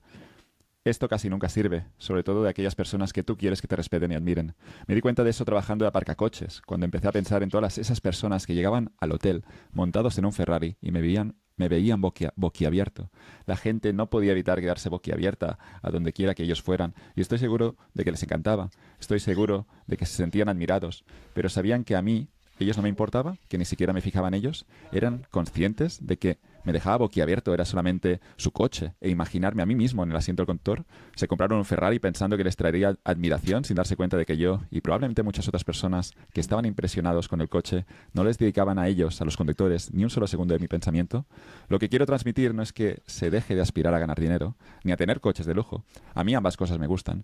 Lo que quiero decir es que uno tiene que darse cuenta de esta idea sutil, que por la regla general la gente aspira a ser respetada y admirada por los demás, y emplear el dinero para comprar cosas lujosas puede ser menos útil a tal efecto de lo que imaginas. Si tu objetivo es conseguir respeto y admiración, ven con cuidado con cómo quieres lograrlo. La humildad, la amabilidad y la empatía te reportarán más respeto del que jamás te dan los caballos de potencia. Esto escribía Morgan y era a su hijo. Eso que también te quería preguntar, cómo te cambian las preferencias, supongo, el hecho de tener de ser padre, ¿no? Yo no lo soy. Soy consciente del coste de oportunidad de los hijos. Me apetece muchísimo ser padre, de uno o dos, lo que me depare la vida.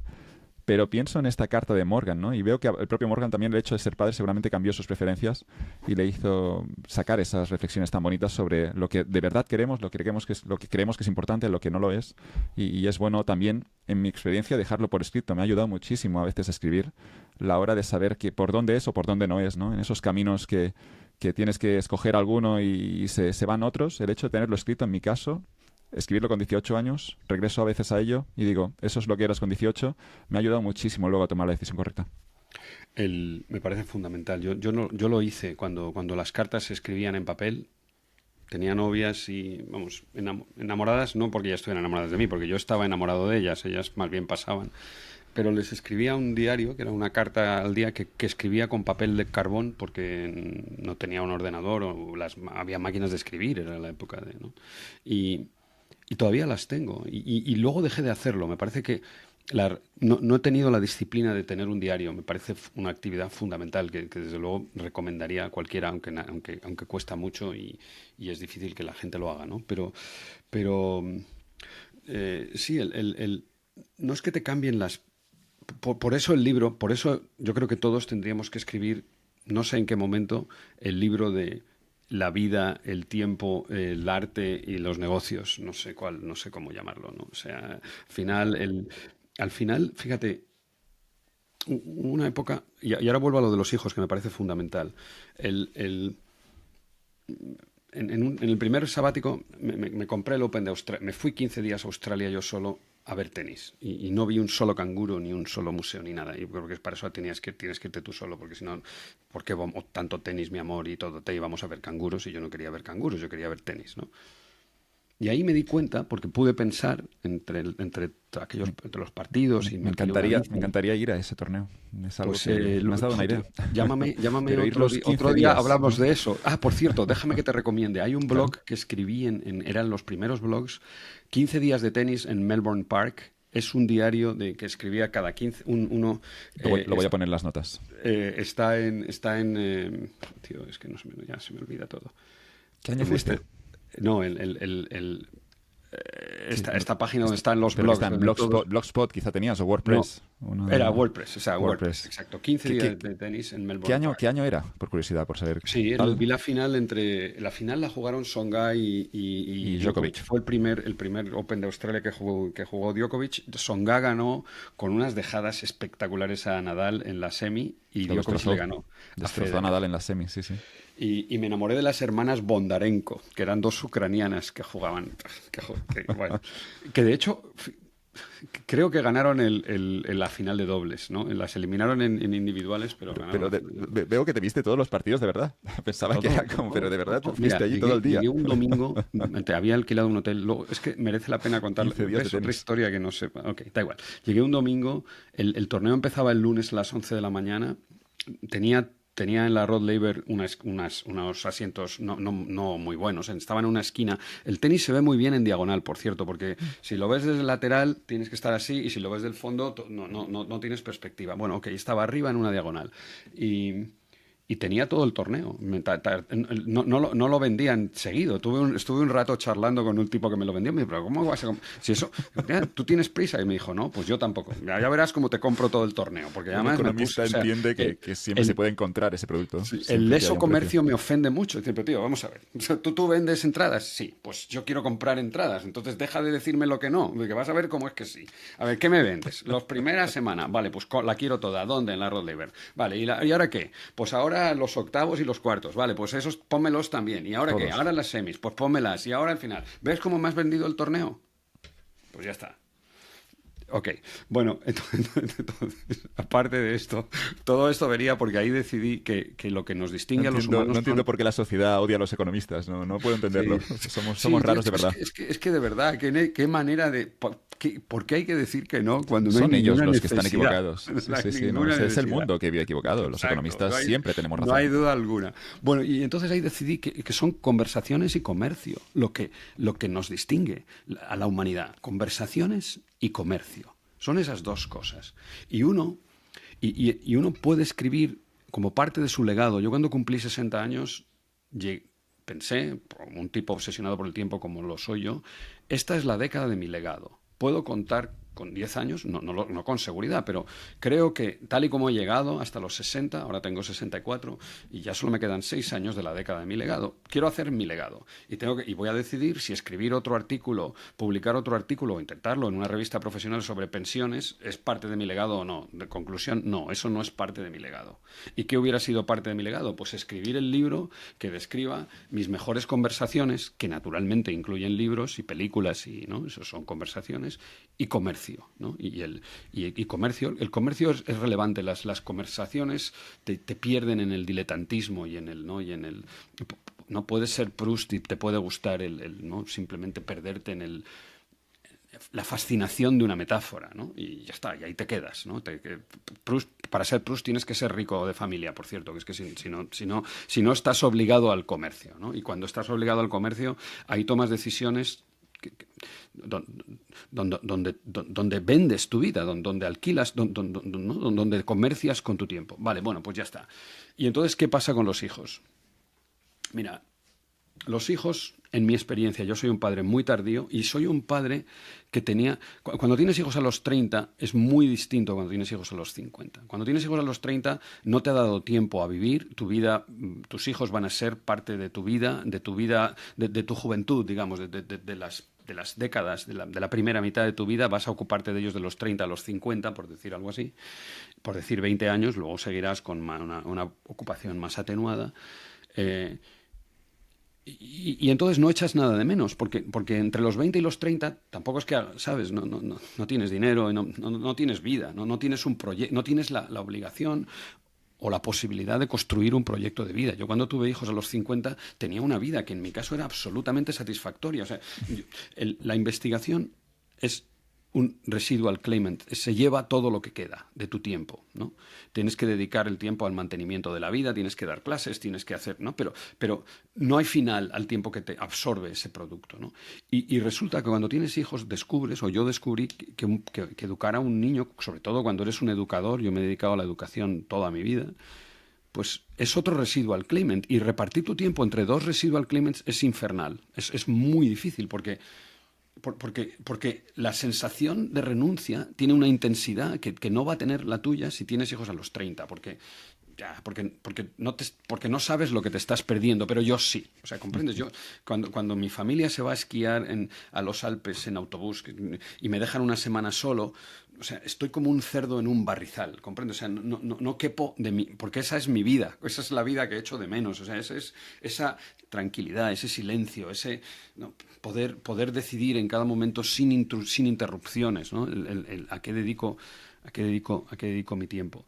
Entonces, a mí no cambian tus preferencias, es que descubres cómo vas a ser tú de padre, descubres cómo va a ser la madre de tus hijos si es que vives con ella de madre, cosa que no tienes ni la menor idea, ¿no? De verdad, o sea, yo Lo intuyo, no me he pero no lo sé. equivocado más en mis pronósticos, nunca me he equivocado más en anticipar cómo iba a ser Chris de madre, cómo iba a ser yo de padre, y cómo íbamos a educar y cómo iba a funcionar nuestra familia, y cómo íbamos a educar a nuestros hijos, ni cuánto nos iba a costar, ni cómo íbamos a organizar nuestro tiempo.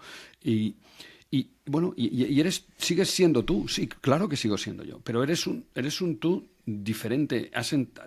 Te dan a tu niño, el día que me dieron a Bruno, vino la enfermera, había sido una cesárea programada con el niño y con un papel amarillo. La enfermera, claro, podía tener dos cosas en la mano a la vez. Yo la miré perplejo y dije, joder, esto no me lo esperaba. O sea, yo creía que los niños venían sin un manual de instrucciones, venía, o sea, que me ibas a dar a mi hijo, pero no en un papel amarillo. ¿Y qué cojo primero, el niño o el papel? ¿El papel o el niño? Entonces, imagínate, la pobre señora dijo, joder, tío, 8 de la mañana y ya tengo, así empieza mi día con este subnormal pero, tío, pues es que realmente me quedé perplejo que mi niño viniera con un papel amarillo. No podía entenderlo, ¿ok? Ya, ya. Y entonces ya, bueno, pues resolvimos aquel momento de tensión donde la enfermera aparcó el papel en una mesita, me dio a Bruno y yo ya tenía ahí a Bruno que me miraba diciendo, tío, no sé por qué esto de nacer es...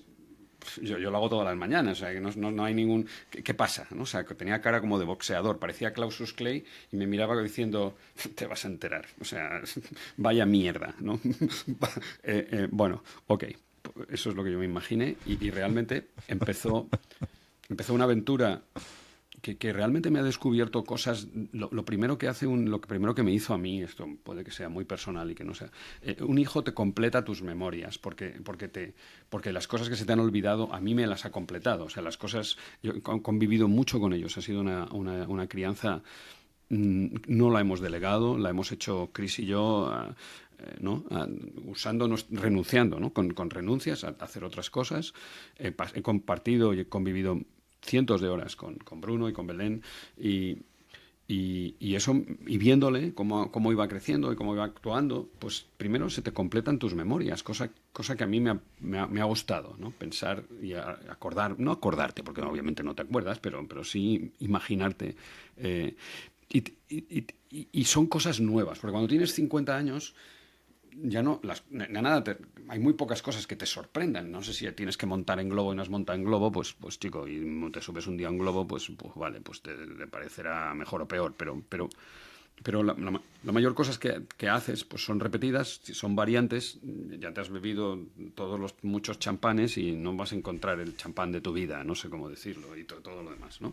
Entonces, y en cambio no, ahí entras en un mundo distinto. Hay una parte muy de tarea mecánica que a mí no me ha interesado mucho, pero bueno, pues las aprendes y las haces, eso es fácil. Y en cambio, pues compartes con alguien una relación que solo la vas a tener con tus hijos. Obviamente, esa es la decisión tatuaje. Tener hijos o no tenerlos y con quién lo tienes es la decisión tatuaje por excelencia una vez que tienes hijos o que no los tienes y con una persona determinada, a menos que los vayas a tener tú solo, o con un padre anónimo o una madre anónima, no, ya está. O sea, eso no lo vas. Eso es mucho peor que un tatuaje, porque no tiene es absolutamente irreversible. Vas a ser padre y esos hijos van a tener una madre, si eres un chico, y uno al revés, o va a ser un madre y esos hijos van a tener un padre, y van a acompañarte toda tu vida. O sea, vas a poder olvidarte, vas a poder irte a buscar jamón de York el segundo día y nunca más volver. Todo lo que tú quieras, pero no lo vas a superar. O sea, va a estar en tu alma para siempre, ¿no? O sea, obviamente cuanto más tiempo compartas con ellos, mucho peor, ¿no? Y, y no sé, si me vas a preguntar si merece la pena tener hijos, si me ha merecido a mí, esto todo es en primera persona y es porque importa mucho cuál es la pena. Y yo tenía mucha pena, porque yo tenía un gran proyecto alternativo, ¿no? Tenía 4 libros y tengo esperándome, por decir, siendo cauto en el número de libros, ¿no? Porque obviamente creo que tengo más, pero también soy tan idiota que pienso que tengo un maratón en sub 3 horas, pero que no, eso ya he renunciado. O sea, eso lo tuve, pero dejé de tenerlo en algún momento, ya es too late, ¿no? Y lo digo para que lo de los libros tampoco puede que los tenga, o sea, puede que no los tenga, ¿no? Pero ok.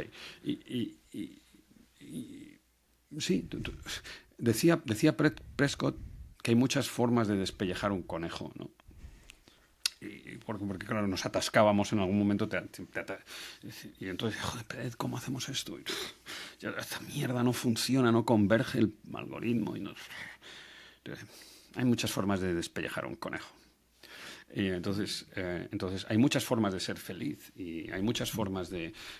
Mi vida admite variantes, ¿no? O sea, a pesar de que tenga gustos muy definidos, preferencias muy intensas por algunas cosas, mi vida admite variantes y, y lo ha hecho ha sido un verdadero desafío. Y eso que fíjate que yo tenía, como he sido fondero y tenía mucho capital físico, o sea, he tenido la inmensa suerte que mis hijos me han sacado del gimnasio y me han puesto 10 kilos de más y todo, pero no me han supuesto un esfuerzo físico. O sea, yo todavía puedo levantar a Bruno con una mano y a Belén con la otra y todavía corro más que ellos y les gano al tenis. Bueno, o sea, y nada, o sea, ¿sabes? O sea, todavía, no sé hasta cuándo, pero físicamente no me ha supuesto toda la parte física que tiene la crianza, ¿no? Eso lo he llevado bien. Y lo que más me ha costado ha sido el coste de oportunidad del que soy quizá demasiado obsesivo y demasiado consciente, pero obviamente, pero me ha dado cosas que no me hubiera dado nada. O sea, que escribir libros no me las hubiera dado. O sea, ya, lo de escribir libros ya me lo sé, porque no sé, porque he escrito dos, en fin, digamos que dos más, probablemente. No sé cuándo es libro, pero una vez que ya lo has hecho, pues ya eso ya me lo sé. Los otros me los imagino y los puedo. Sí, o sea, ¿sabes? En cambio, la adolescencia de Belén, pues no me la puedo ni imaginar, vamos, no me la quiero ni imaginar. O sea, y eso que yo muchos días me levanto y digo, y pienso, esta mañana he pensado otro día en el infierno, o sea, te lo digo, o sea, que, en fin, en el infierno de la crianza a lo mejor es una manera demasiado exagerada, pero otro día ¿no? donde voy a tener que lidiar con un mundo que a lo mejor no es mi primera elección, ¿no? O sea, no es lo que yo hubiera elegido. Yo hubiera preferido torear otros toros y pelearme con otras, ¿no? Luchar, eh, pelearme en otras peleas, ¿no? Porque ayer me enfadé mucho con Bruno porque me estaba haciendo trampas con el ordenador y entonces pues todavía me quedaba el rescoldo de la pelea de ayer, y Bruno se ha escondido debajo de la cama, en fin, pues todo eso. Y tío, y un tipo como yo, a mi edad y con lo poco que me queda de vida, pues tener que andar, ¿no? Pues, ok, pues eso es parte de ser padre. Y luego el abrazo que te da tu hijo cuando se sube al autobús, pues también es parte de ser padre, ¿no? Y también justifica y te da eso que estaba en la carta que tú has mencionado. Te da, complementa el sentido de tu vida y yo creo que te hace decidir mejor en la última parte, ¿no? O sea, yo fíjate que le digo mucho, yo tengo una foto de mi padre, un retrato que hizo un amigo en la pared y soy tan borde que les digo a mis hijos, a Bruno que tiene 11 y a Belén que tiene 9, ¿qué vais a hacer cuando yo sea una foto?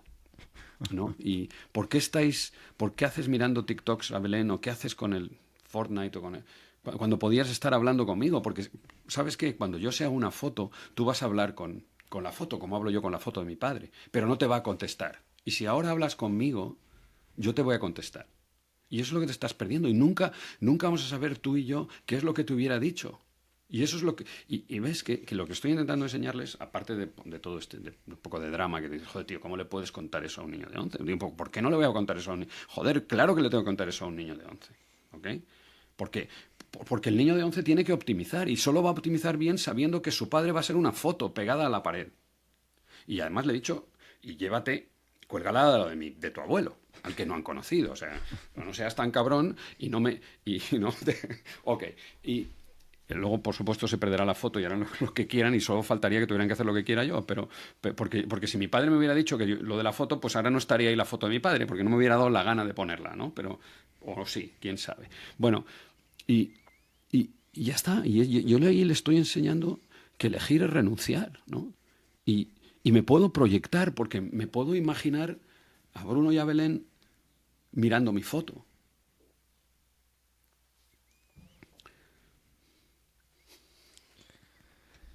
No hay mayor coste de oportunidad que la paternidad o la maternidad y no significa que todo el mundo tenga. Hay distintas formas de vivir, ¿no? Y si hay alguien escuchando este podcast, yo creo que ha quedado muy claro, pero digamos que cada uno tiene que encontrar su camino, que es lo que le llena, ¿no? Y me acuerdo con todo lo que decías, con, digamos, las tareas, esos compromisos, de nuevo, eso de renunciar, de cerrar opciones, del coste de oportunidad. Hay un final en la serie de Fargo, en la segunda temporada, escrita por Noah Hawley, que, digamos, sin hacer spoilers de la serie, hay un sheriff que ha pasado por 1000 historias, por 1000 cosas durante los 8 episodios de Fargo. Es una temporada magnífica, la segunda. Y hay un momento en el que citan ese fragmento creo que es el mito de Sísifo de Albert Camus, el escritor francés. Y hay una frase que dice, en ese momento, regresando a casa, que dice: como que la roca, que digamos que la idea de Camus era que hay que imaginar al Sísifo feliz, que es una idea de por sí muy revolucionaria. Tú imaginas al Sísifo, a ese hombre condenado por los dioses, no recuerdo cuál era su pecado, si robar el fuego, algo hizo que no estaba bien.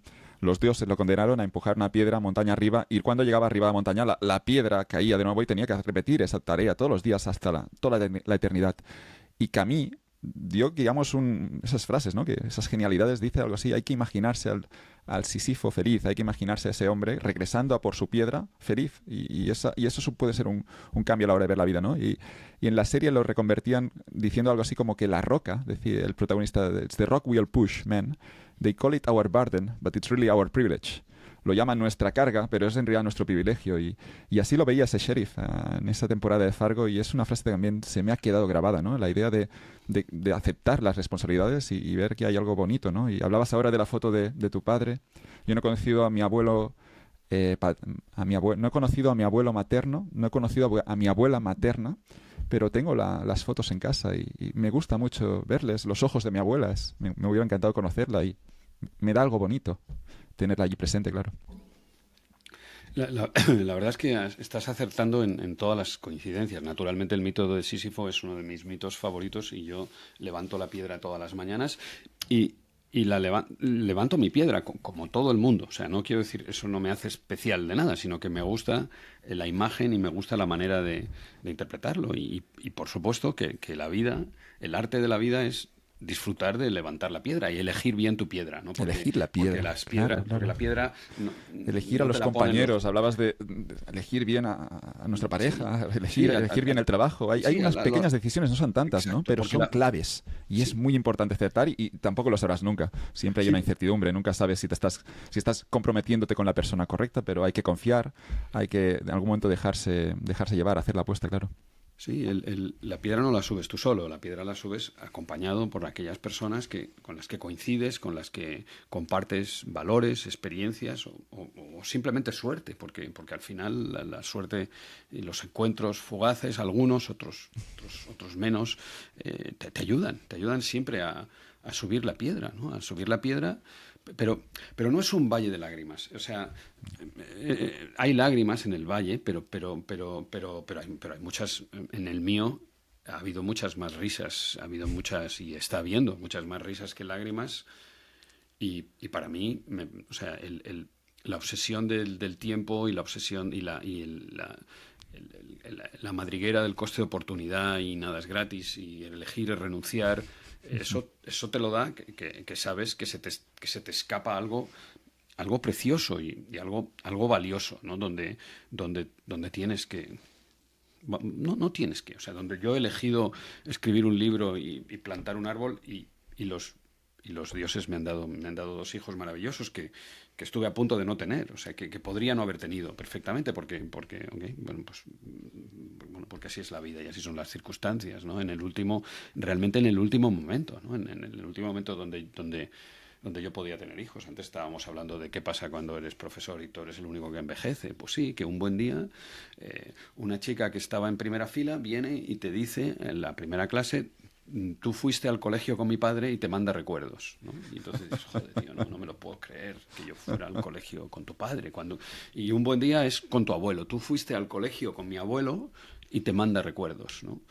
Y ya está, y eso es, ¿no? O sea, lo del abuelo todavía no me ha ocurrido, pero en fin, y me quedan 6 años y no lo descarto, ¿no? No descarto haber ido al cole con mi abuelo, con su abuelo, que me mande recuerdos, pues siempre se agradece, ¿no? Y tiene su punto, pero es verdad, es verdad que al final del día, este secreto que tú entiendes y que quizá algunos de los que hay que ser economista para entender. La economía no cuenta en dólares ni en euros, eso lo hacemos para disimular y para no dar demasiadas explicaciones, pero cuentas en útiles, ¿no? Y los útiles, primero los eliges tú, y la función de utilidad la eliges tú, y segundo, las cosas, la obligación de recolectarlos o no, o la renuncia a hacerlo, ¿no? Las eliges tú, y esos útiles son tu roca, ¿no? Son la piedra que subes y bueno, y ya está, no sé, y al final te quedan las experiencias, te quedan te queda aquello que terminas siendo tú, que es la secuencia de todas las cosas que haces y las que no haces, ¿no? A mí fíjate, hay dos cosas que tienen que ver con todo lo que hemos hablado y que muy poca gente hace. Primero, escribir el currículum de tus fracasos. En los currículums todo el mundo apunta a sus éxitos, que está muy bien, pero yo entre muchas cosas que yo fui secretario del Duque de Alba, cuando el Duque postizo de Alba, Jesús Aguirre, y Jesús Aguirre, que era un seminarista listo como el solo, decía, mira Javier, esto de los títulos universitarios y los títulos nobiliarios solo valen cuando no se los tiene. O sea, cuando eres duque de Alba, pues te da totalmente igual ser duque de Alba. Y cuando eres doctor en chorradas, pues genial, eres doctor pero ¿a qué más te da? O sea, no lo valoras, ¿no? Uy, ahora me he perdido. Ahora siempre en algún momento estas conversaciones terminan, ¿no? O sea, y no sé qué me ha llevado al Palacio de Liria y al Duque de Alba, ¿no? Pero es verdad que hay algunas cosas a las que le damos mucha importancia. Y que una vez que las haces, dices, "Jo, cuando termine el doctorado, yo veía no era la piedra, era una montaña, eran los Himalayas, era imposible que yo fuera doctor, porque, tío, era imposible, era dificilísimo y yo nunca iba a ser doctor. Y veía en la ventana de la biblioteca, no, en la librería de la universidad que estaban las togas de doctor y tal. Y yo pensé, nunca voy a poder llevarme una. Nunca me voy a comprar una toga, no va a poder ser, ¿no? Bueno, total, pues pasaron los años, pasaron las circunstancias y terminé el doctorado y de hecho, por supuesto que me compré la toga, me costó $800, ¿no? Pero me compré la toga con más dorados que había por todo lo que me había costado pasar por la Wilson Library en el West Bank, en la Universidad de Minnesota, donde por cierto está Fargo, eh, y bueno, no está Fargo, quiero decir, Fargo es un pueblo de Minneapolis. Minneapolis está en el mismo estado, comparten estado, ¿no? Y, y mira, pues sí, pues eso pasó y ya está, y no tuvo más, o sí, y condicionó el resto de mi vida y justificó muchas de las renuncias, que no han sido malas, porque al final tú dices, bueno, Javier, entonces, resumen, ¿y qué cosas no harías? Pues seguro que alguna hay, pero muy pocas, de verdad. Hay muy pocas cosas de las que me arrepiento. Me arrepiento, y ahí coincido con Keynes, quizá la única cosa que me gusta coincidir con Keynes, ¿no? Que es cuando le preguntan al final de su vida, ¿usted de qué se arrepiente? Y dice, pues yo de no haber bebido más champán. Pues a lo mejor haber bebido más champán y otras cosas parecidas que no voy a identificar por su propio nombre, o sea, tampoco dependían de mí exactamente, ¿no? Y obviamente tienen un coste algunas de ellas, y- pero tampoco. ¿Sabes qué? Creo que he bebido suficiente champán. Gracias a Keynes me lo he tomado con seriedad y he bebido. Ojalá me queden muchas más botellas, pero he bebido suficientes, ¿no? O sea, no va a ser eso de lo que me voy a arrepentir el último día de mi vida, ¿no? Si alguien me pregunta. Hay que escuchar a los mayores porque tienen esa sabiduría. Esta entrevista tiene un coste de oportunidad, así que aprovecho ya también para agradecerte, Javier, que estuvieras aquí a las 9 y también pidiéndote tu tiempo, que sé que es escaso, que sé que es valioso. No me atreví a pedirte 2 horas, que es el tiempo normalmente el tiempo que suelo utilizar en las entrevistas, sino que te pedí 1 hora y media y te pedí de 9 a 10:30. Pero luego, bueno, voy a negociarle un poquito de tiempo a Javier, porque intuyo que puede ser interesante, así que te pedí hasta las 10:45. Y tú luego ya me diste hasta las 11. Pero hay esa negociación por el tiempo, el coste de oportunidad, lo que hacemos. La propia entrevista tiene un coste de oportunidad, ¿no? Yo tenía un guión del que no he utilizado ni una sola pregunta. Tenía un guión sobre salarios, de eficiencia, sobre los trabajos de este país, sobre la macroeconomía, pero hemos terminado hablando de incertidumbre y del coste de oportunidad y incluso del coste hundido, ¿no? Que no hemos mencionado, pero que está conectado, que sería el guión que yo había escrito, ¿no? Y hay un coste hundido a veces que la gente no termina de olvidarlo, lo tiene en cuenta y eso les va a condicionar. El coste hundido hay que olvidarlo, ¿no? No hay que tenerlo en cuenta en la decisión. Y eso también una de las ideas esas de que se cuenta el primer día en una primera clase de economía y también se me quedó grabado esto del coste hundido, ¿no? Cómo nos puede llegar a joder la vida. Lo de tener en cuenta una inversión que ya está pasada y que para tomar la siguiente decisión futura no deberías tenerla en cuenta, pero la cabeza humana no funciona así. Sí, fíjate, otra gran coincidencia. En mi primera clase de micro en los ENVAs, les hablo de costes. Hemos hablado mucho de valor opción, no, sin nombrarlo, ¿no? El valor de las opciones, de tener opciones abiertas, pero al mismo tiempo ser capaz de comprometerte. Y ahora nos quedaba los costes hundidos. Los costes hundidos, por supuesto, que no deben de afectar a ninguna decisión. Ya está. Da igual por cuánto compraste las acciones de Santander o los bitcoins. Solo importa cuánto pienses que van a valer en el futuro, ¿no? Si piensas que van a valer menos, véndelos. Y si piensas que van a valer más, guárdalos, ¿no? El, el- es irrelevante, es completamente irrelevante, porque ese coste está ya hundido y no lo vas a recuperar nunca jamás. ¿Para qué emplear buen dinero para rescatar el mal dinero? No sé, en fin, estoy citando todo tipo de, combinando citas y embarullándolas, ¿no? Pero sí, o sea, los costes están hundidos y hay que seguir, ¿no? Pues puedes seguir o no seguir. O sea, cada día te ofrece la posibilidad de, si es que la contabilidad es diaria y si no cada trimestre y si no cada año o cada década, de seguir levantando la piedra o de renunciar, ¿no? O sea, o de preferir no hacerlo y fíjate que quizá la única cosa que está es que, y yo, si hay algo que he hecho mal en mi vida es decir que no. Yo soy un tío que no sabe decir que no y dice que sí a todo, a casi todo. Pero siempre puedes decir que no. O sea, tú siempre puedes decir no. O sea, yo no puedo conducir un Ferrari, pero me puedo levantar y puedo decir, no sé, puedo renunciar a cualquier cosa. Me puedo ir ahora mismo. me- me- yo tengo una mochila que con la que me puedo ir, o sea, donde está todo. Cojo el ordenador, lo meto y ya tengo todo. Y me puedo ir, tengo el pasaporte y tengo efectivo y tengo mis tarjetas. Y me puedo ir a Brasil ahora mismo, al acabar o a Las Palmas, o a donde me dé la gana, ¿no? O a Zanzíbar, a cualquier isla del planeta, o a Nueva Zelanda. Y que nadie más vuelva a saber de mí. Lo puedo hacer. Solo tengo que decir que no y marcharme, ¿no? Eh, y, y, y eso puedes. Y como puedes, pues y si no lo haces, ¿por qué no? ¿Por qué no lo haces? Pues no lo haces porque no quieres. Siempre tenemos lo que queremos, cada uno de nosotros. Esa es la vida que queremos, nos guste más o nos guste menos. Puede que la queramos perversamente, pervertidamente, puede que seamos sádicos, masoquistas o las dos cosas, Puede pero haber cobardía de que alguien no se atreva. ya, pero es que entonces te gusta sufrir, ¿comprendes? Entonces tú eliges esos sufrimientos, tú eliges tu piedra. Y la vida que tienes, aunque protestes cada segundo de ella, es la que quieres.